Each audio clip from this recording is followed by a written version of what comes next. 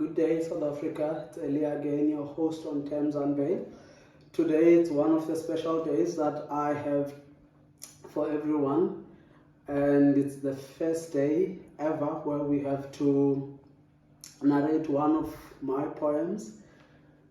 This one, we find it on Multi-Marketing's first anthology book, which is the Anthology 2022, Multi-Marketing Anthology 2022.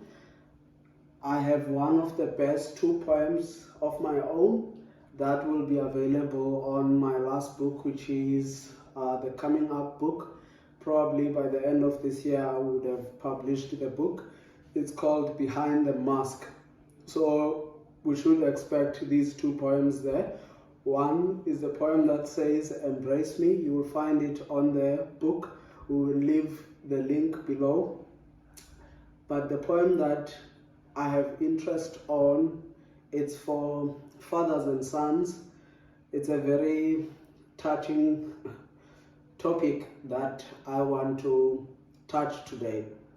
It's not just touching, but it's a footprint I want to leave behind for parents that have children, and for children that have parents, and everybody that is still growing up, and for every parent that still has a child to teach some lessons. I, for myself, I have a son. His name is Buikemo, and there are things that he's 2 years old, but there are things that I would want him to know. I mean, I can't put an insurance policy on me to say I want to live until he is of age to understand whatever I want to teach him. I won't be there. I never know if when he's 18, when he's 20, when he's 30, I will be there or not. So the sessions like this on TEMS UNVEIL, this is where I do my best so that my son can actually benefit from what I am doing now. So the question is on this poem that I'm going to narrate tonight is, what is the best gift you can give to your children? What is the best gift you can give to your child? Is it the lump sum on your pension fund? Is it the inheritance of your estate, as in a property? Is it the best that you can leave behind for your child? Is that the best thing? Is it the cars that you have? Is it the clothes that you have? Is it the money that you have in your savings account? Is it the funeral cover that you have? Is it the life policy that you have? What is the best thing that you can leave behind for your children? And it's always a hard decision to make, because you never know if it is money. Are they going to handle it well? Are they not going to lose it along the way? If it is words, are they going to understand the actual message that you are going to leave behind? So for me, there's this line that I like to say, and my current spouse or partner that I have at the moment, Nazi likes to laugh at me. I normally say there's a girl that I met, and it's something that I learned in a hard way in my previous marriage. There's a thing that I once got some time back. I mean, I'm an author, I write books, and I'm not a famous one, but I believe in my work because my work is supposed to help people see the world in a different way. My work is supposed to help people grow the self-esteem. My work helps people see things that are common into extraordinary things, that they, to start appreciating the little things that we see every day as minors into majors. That's what my work does. So today we're going to talk about the poem that I wrote into Multi-Marketing Anthology 2022, and the title of the poem says, "To my son Edward Buikemo." I chose that because the theme of the poem basically is my son's inheritance, or father to son letter. So I wrote this poem on the 17th of August, just after my son was born in 2021, the 7th of July. So let's get into it, but before we do, I would like to highlight something briefly. Parents love their children.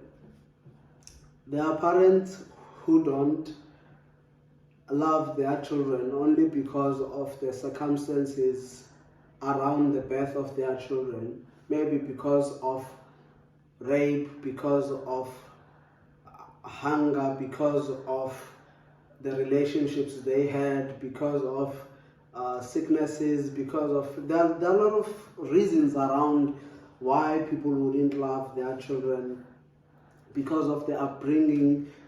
There are a lot of socio-economic reasons around why people would have such hatred against their children.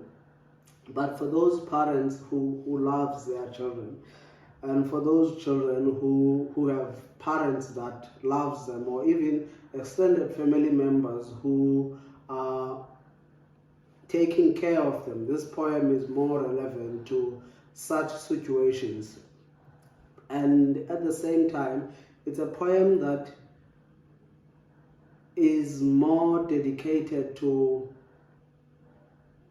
people who are more relaxed in life, people who sees life as a spontaneous living condition. It's an awakening call for them, because in the poem you get to see some aspects that are common, but there are some highlights that I make into the poem that can help you in a long run to make you the best person you can ever be. And that goes for my son too. He's not an exception to the poem. So I wrote it to him, but it is relevant to many parents, it is relevant to many children, it is relevant to many young adults out there, it is relevant to many people that are having parents that are still living under their parents as dependents. It is still relevant to many people who are still relying on the job, and they are relaxing because the job still supplies them with everything, and they don't realize that at some point there will be time where the job won't be there. So this poem is one of those poems that are saying, listen, there will be time that all these things that are keeping you going won't be there.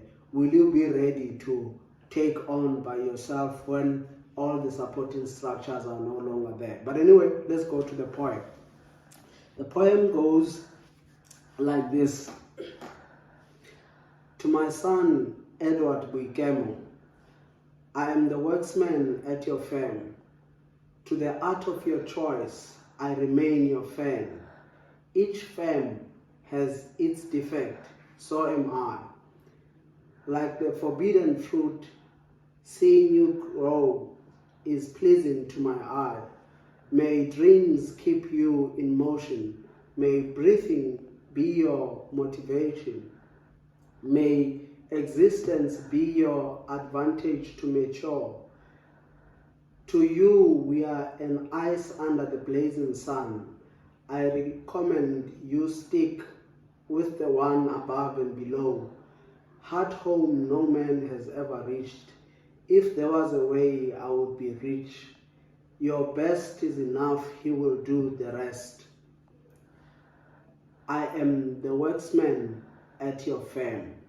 So that's the poem in short. But now, what does the poem mean? So I'm going to go line by line and explain each line, what does it mean, because that's my style of writing. I want people to understand, why should we buy Elia's work? Why should we buy If the World Only Knew? What is his style of writing? So this one is on the anthology, but this poem, when I narrate it or when I explain it, you will understand my style of writing and how it will help you to understand my type of writing or my style of writing, so that you understand more of my other poems too. So let's go to it. I am the worksman at your firm. Each parent intends to work for their children. That line means that once you start having a child, you have a duty to work for your child, to provide for your child. To the art of your choice, I remain your firm. To whatever skill or to whatever career your child wants to pursue, you as a parent, you become a fan to what they want if you are doing it correctly. You're not supposed to choose for your child what they must become. You must be a fan as a parent to what your child wants. If your child wants to be a doctor, support that. If your child wants to be a musician, support that. Don't choose for them what they are supposed to be. So that's why the line says, to the art of your choice, I remain your fan. So I will support whatever you choose to be in life. Each firm has its defect, so am I. And this line, it's what I want my son to understand when he watches this video 10 years to come, 18 years to come, that I as a parent, I have my own faults. I have my own mistakes. Each firm, any company has its own mistakes. Even if it has a big name, it has a good production or merchandising, whatever area of expertise that it does, there are minor mistakes that it has that made it to be where it is. So parents are like that. There are no perfect parents, there are no perfect children. It's one thing that children are supposed to understand. It's one thing that parents are supposed to understand. That's what makes families grow. If we can be kind to each other and understand that path, I think families can grow. Okay, like the forbidden fruit, seeing you grow is pleasing to my eye.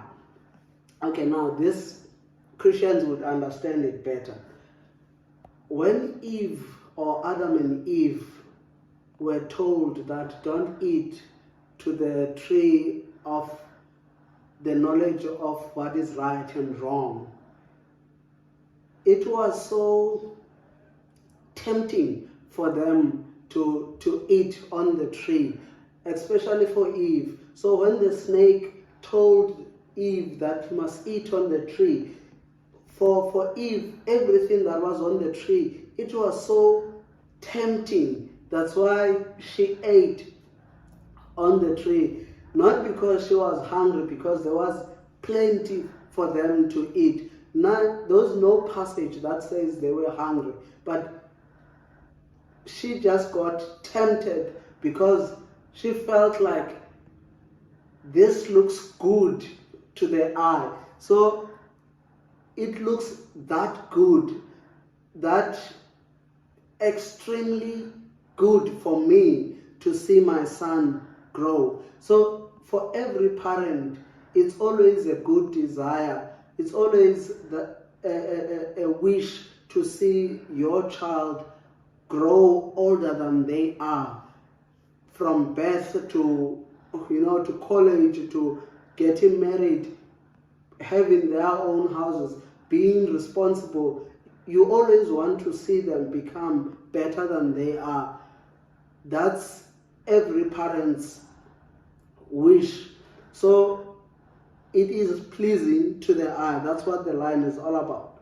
But now, there's something more important. As the line following that, it says, may dreams keep you in motion.